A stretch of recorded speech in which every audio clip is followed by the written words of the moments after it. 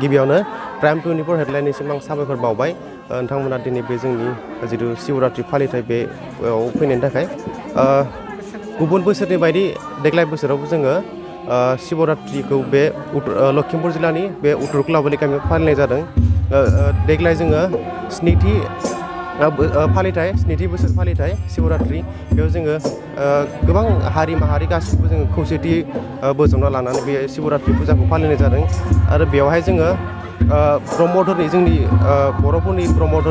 ब्रह्म धोरोमारिफोरनि जयग' होनाय लोगोसे जोंनि बर' हारियाव जिবিলাক बाथौ हारि दं बे बाथौ हारिफोरनि आर'ज गाबनायनि जों मोनसे बेयाव बेबस्था लादों आरो बेयाव जोङो ब्रह्म बाथौ बा बिदि गुबुन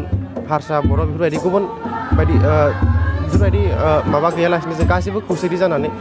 देग्लाय बोसोरबो जों गाजा गोमजायै शिवरात्रि फुजाखौ बे लखिमपुर जिल्लानि उत्तरकुलाबारियाव फालिनाय जादों जों ओरैनो नोंसोरो शिवरात्रि फुजाखौ फालिथाय फोरबो फालिनाया ओरैनो बोसोरबेसे जाखो देग्लाय स्निथि बोसोर 7 बोसोर जाबाय 7 बोसोर आरो जोङो गुबुन बोसोरनि बायदि देग्लायबो जोङो जिमान हायो गाजा गोमजायै जोङो फालिदों लोगोसे फुंनि समाव जोङो गासिबो जोङो दैमायाव थांनानै दै खावना लाबोनानै बेयाव जोङो गासिबो जिरायनानै बाथौ धोरोमारिफोरा बेयाव आर'ज गाबो आरो ब्रह्म धोरोमारिफोरा जयग' होनाय बेफोरबायदि लायो आरो जोंनि जिथु जयग' बेयो माने सानसेनि हाबाफारि आरो जिथु जयग' माने अखन्द जयग' हिसाबै आरो आर'ज गाबनायाबो जोंनि सानसेनि हाबाफारि सानसेयै आर'ज गाबबाय थानाय जायो आरो जोङो बे समाव नुनो मोनदों दे ब्रह्मआ फारसेखैजाय बाथौआ फारसेखैजाय मोननै धोरोमनिबो आलदा आलदायैनो मोनसेखै आर'ज मोनसेखै जयग' बेहाय माने बिसोरो सासे मोनसे ग्रुपआ एसे डिस्टार्ब मोननायनि एबा ब्रह्मनि जयग' होनो एसे डिस्टार्ब मोननाय जानो हागोन ना हाया बे डिस्टार्बआथ' जेनेबा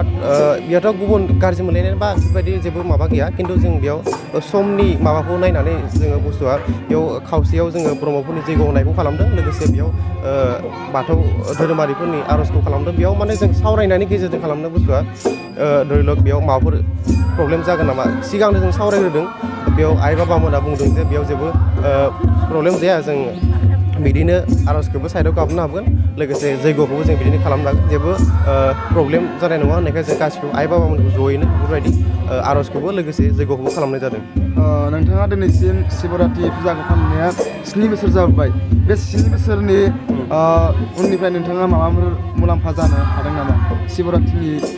फालिथाय नोंगौ बेयाव जोङो जिथु शिवरात्रि फुजाया बे इसोरखौ लानानै जोंनि हिन्दु धोरोमनि गाहाय इसोर भगबान शिबखौ लानानै माबानाय जायो आरो बेयाव जों बेयाव जिथु शिवरात्रि फुजा बेखौ फालिनानै जोंनि गोसोआबो जोंनि आत्मायाबो अन्तर आत्मायाबो सुद्ध जायो लोगोसे जों गोबां माने हारि माहारिनि मोजांनि थाखाय जों बेयाव आर'ज गाबनाय जायो बेयाव जोङो गोबां मोजां बेफोरबायदिनो इसोरनि अननाय मोन्दों बोर मोनगोन होननानै जों बेफोरबायदिनो आसा खालामनानै खालामनाय जायो आरो बेखौ बिदि जोङो सिबिनानै इसोरनि बोर जों इसोरनि अननायजों जाहाथे आवगायलांबाय थानाय बेखौनो जों माबायो आरो बे समाव नोंथांनि सिथ्लायाव गोबां गिदिरैनो शिवरात्रि फालिथायखौ जों नुनो मोन्दों बेखौ नोंथांनि गामिनि रायजो राजाया हेफाजाब होफादोंना नोंथाङा हारसिङै बेखौ खुंफुंनो लाहार फाहार लादों निस्सय बेयाव जों रायजो राजानि हेफाजाब नङाबा जों हारसिंथ' खुंजोबनो हाया बेयाव गोबां खेथ्रआवनो रायजो राजानि हेफाजाब दं मदद दं बेयाव जोङो बे जोंनि न'खरसे माबायाव फालिदोंबाबो गोबां रायजो राजानि हेफाजाब दं आरो रायजो राजानि हेफाजाब अनसायनाय बेजोंसो जों बे शिवरात्रि फुजाखौ गुबुन बोसोरनि बायदि देग्लाय बोसोरावबो जों गाजा गोमजायै फालिनो हादों गुबुन रायजोनि सायाव नोंथाङा मा मेसेज हरनो हायो शिवरात्रिनि सायाव बेखौनो आं मेसेज होनो सानो जे जोङो गुबुन हारि माहारि गुबुन नङालासे गासैबो खौसेथि जानानै धरिलक बेफोरबायदि धोरोम खालामब्लाबो जों गासैबो धरिलक जोंनि बर'नि गेजेरावबो गोबां धोरोमारि दं बाथौ ख्रिस्टियान बा ब्रह्म बेफोरबायदि गोबां दं थेवब्लाबो जों मोनसे धोरोमनि गेजेरजों गासैखौबो खौसेथि हिसाबै जों बेयाव लोगो मोनलायदों बेयाव दिनै जोङो शिवरात्रि फुजा फालिनायाव ब्रह्म धोरोमारिफोराबो दं आरो लोगोसे बाथौ धोरोम सिबियारि आइ बाबामोनाबो दं गासैबो खौसेथि जानानै जे जों मोनसे शिवरात्रि फुजानि गेजेरजों गासैबो जाहाथे जों खौसे जानानै जे आवगायलांनो हादों बे माने बेनो आरो गोजोनथाव रादाब जोंनि थाखाय